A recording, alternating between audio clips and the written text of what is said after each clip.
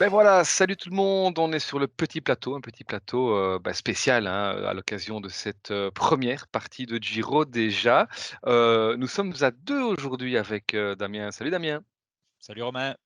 Alors c'est vrai que ce Giro, on a déjà vu beaucoup de choses, il y a déjà eu beaucoup de retournements de situation, beaucoup de choses à dire et sur lesquelles discuter.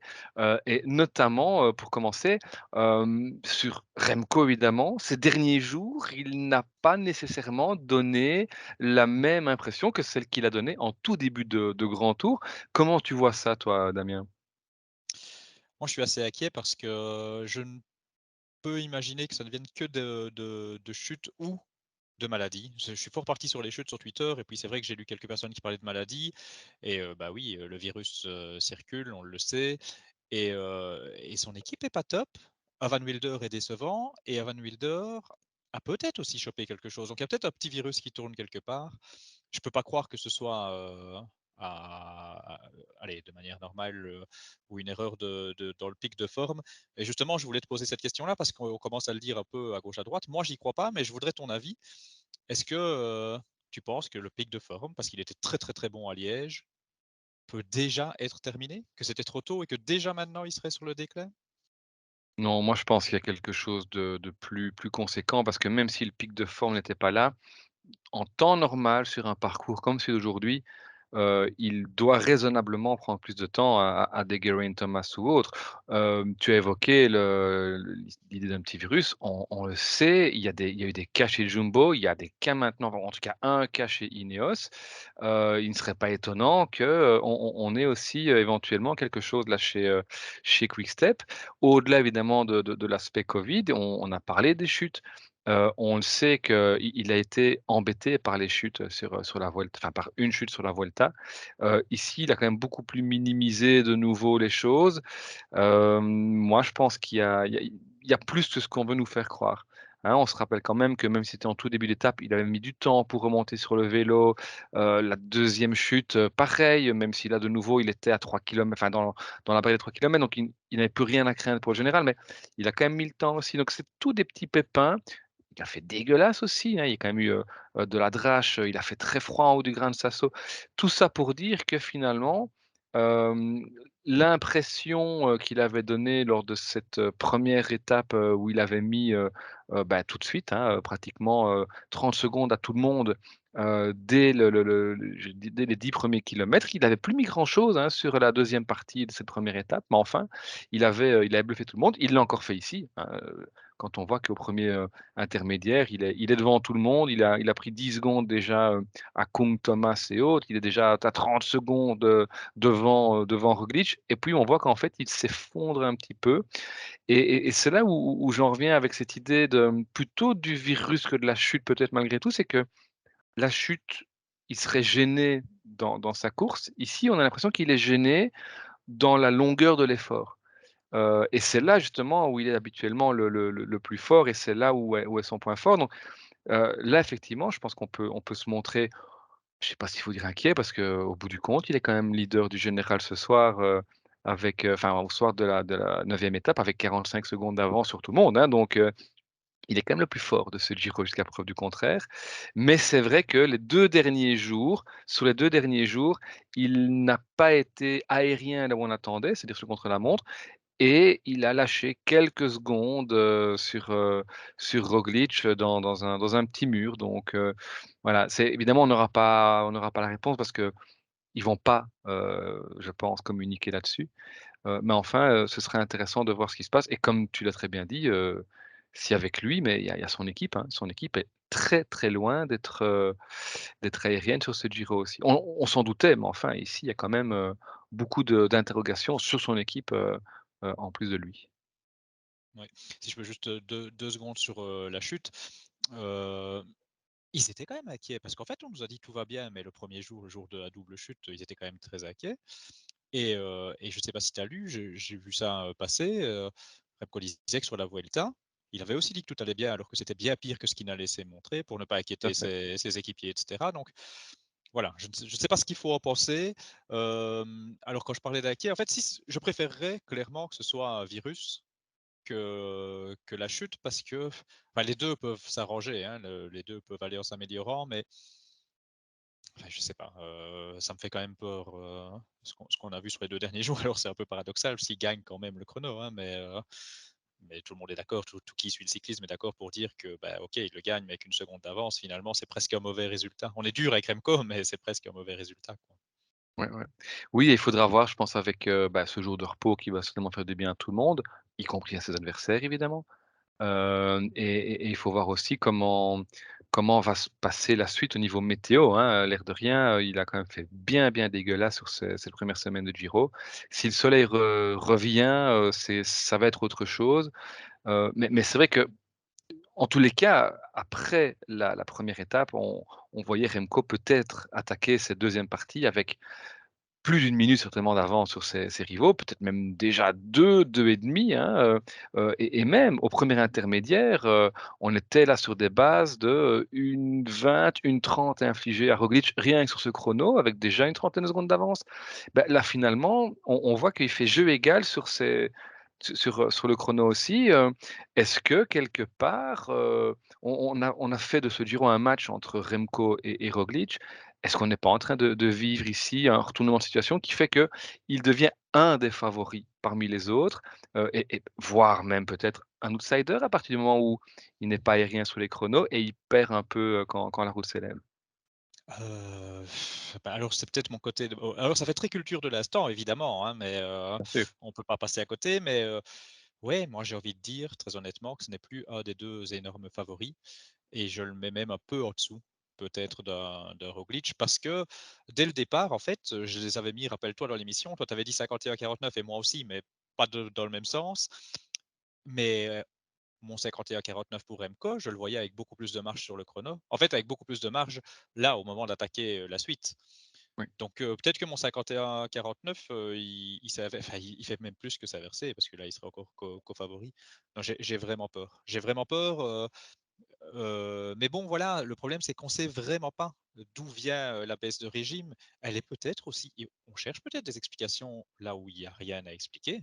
Il est peut-être moins fort, j'ai du mal à le croire, hein, mais il est peut-être moins fort que ce qu'on attendait déjà maintenant, et si c'est le cas, alors bon, si c'est le cas, on va pas se mentir, hein, si en montagne, il est, comme il a été ces 2 derniers jours et c'est même pas le podium qui va avoir arrive à prendre un éclat, hein, c'est dantesque ce qui attend là, donc maintenant, il sera peut-être beaucoup mieux et les autres ne seront peut-être pas bien aussi, hein. Un mauvais jour, ça peut arriver aussi à tout le monde. Beh, Donc voilà. ouais, il y a cette rumeur qui court, à travers le peloton selon laquelle Roglic serait positif au covid, mais son équipe le tairait et cetera.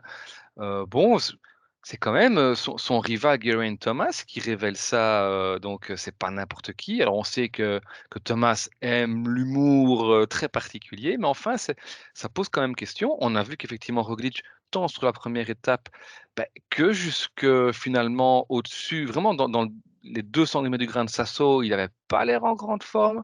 Il a répondu à l'accélération de Remco sur le sommet du grain de Sasso. Et puis le lendemain, il est dans un effort où on sait que Roglic est très, très fort là-dessus et là, peut-être que Remco a fait une petite erreur en voulant se brûler un petit peu.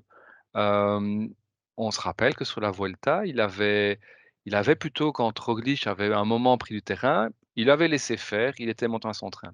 Ici, on parle d'un petit mur de 3 kilomètres. Est-ce que du coup, c'est ça qui fait que et moi j'ai parfois un peu enfin j'ai peut-être l'impression aussi, mais que sur ce chrono, il est parti trop fort aussi peut-être.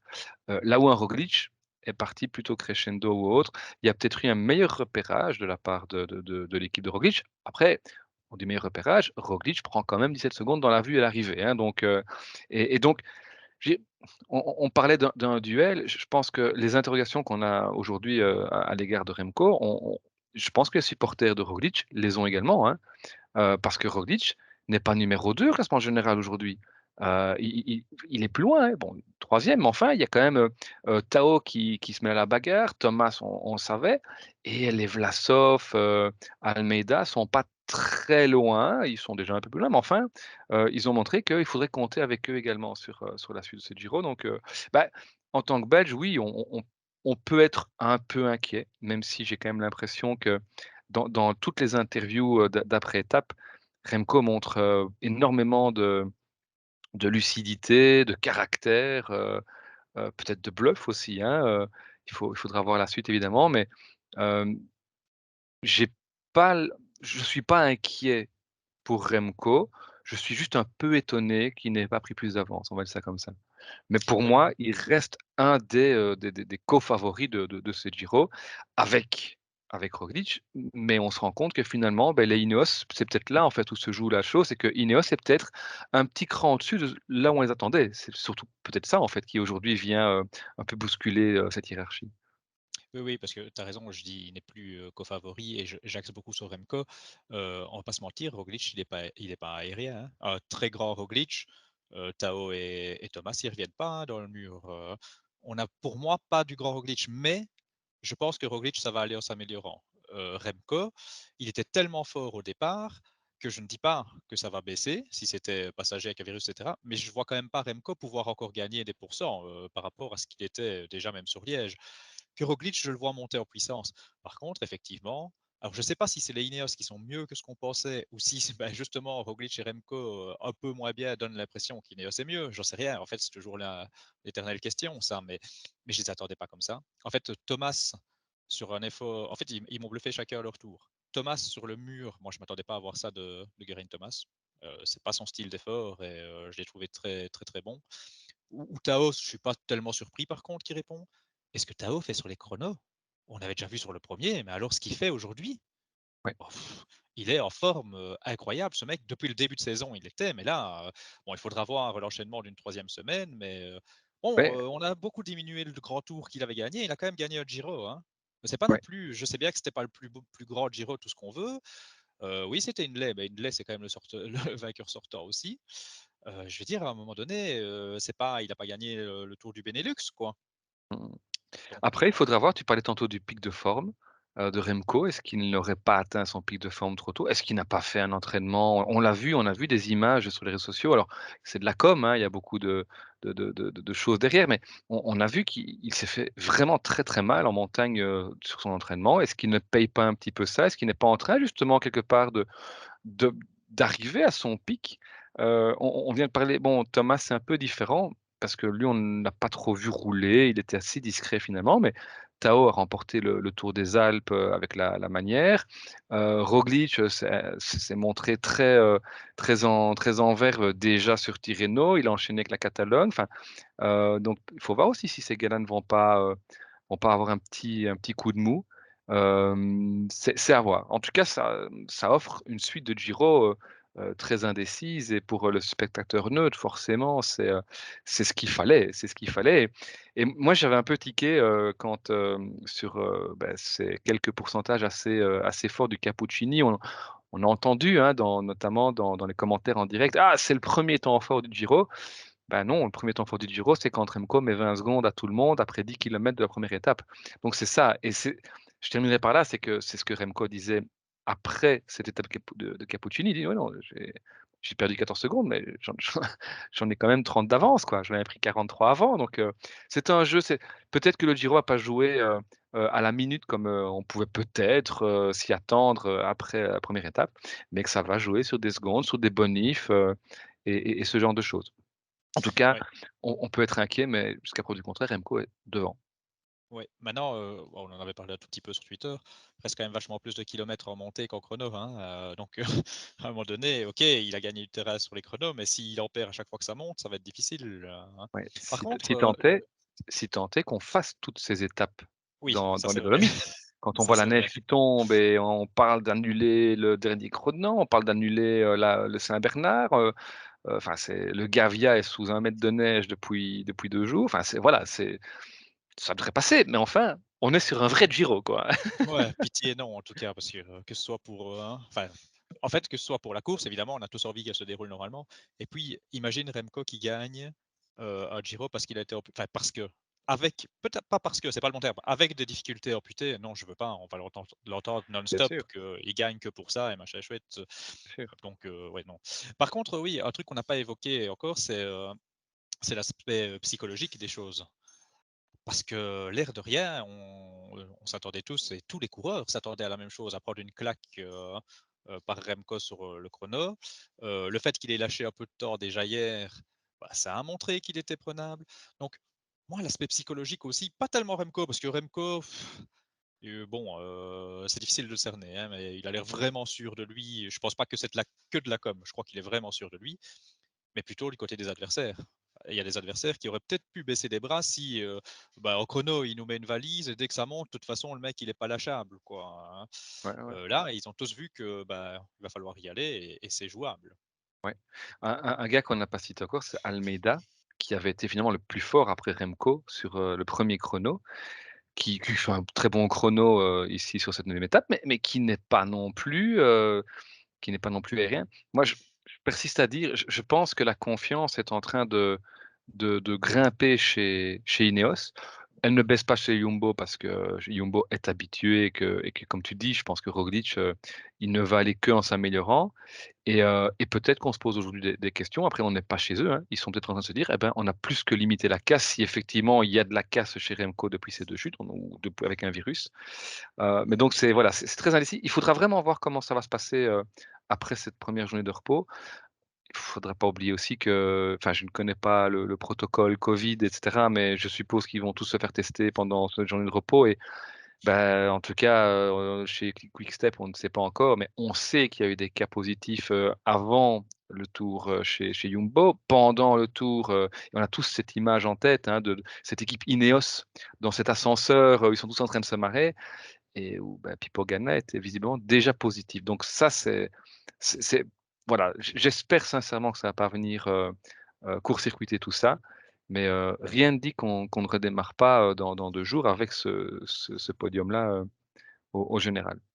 Ouais, c'est une plaie. C'est une Ouais, plaie, franchement, on pensait un peu en être débarrassé quand même, hein. On en a plus tellement entendu parler tout à fait.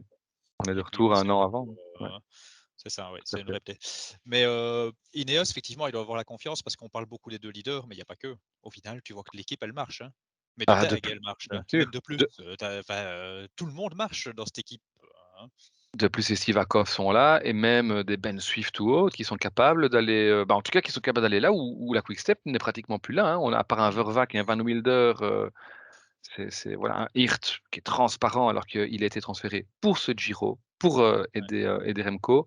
Cattaneo, on ne le voit pas, comme l'année passée sur la Vuelta.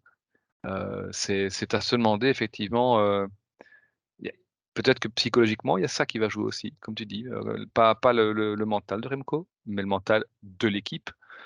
Il faudra voir comment ça va se passer. En tout cas, on est parti pour, une suite de Giro, bah, assez palpitante. Ah clairement, la hype là, elle monte, finalement, c'est vrai qu'en tant que Belge, on peut être déçu, un petit peu, ce soir, on va pas se mentir. Je crois qu'il y a pas mal de Belges qui ont pris une petite claque, gentillette, hein, mais une petite claque quand même. Mais, moi j'essaye de voir ça, neutre et honnêtement, je le vois un peu de manière neutre. Moi, je suis presque content qu'il y ait un tel match, surtout de voir les Ineos avec, en fait. Je suis vraiment content parce que, j'ai l'impression qu'on va avoir, un vrai beau match. J'espère qu'ils vont pas rouler de manière trop attentiste et qu'on va avoir du spectacle. Mais en tout cas, je pense que niveau spectacle, je sais pas encore. Suspense, je pense qu'il va y être et bah, c'est génial évidemment. Ouais. Avec, bah, des arbitres qui sont toujours là, hein. Vlasov, Almeida peut-être, faut voir. Un Caruso, hein, qui dit qu'il n'est pas le Certainement. général et qui qui n'a jamais fait un aussi bon chrono de sa vie.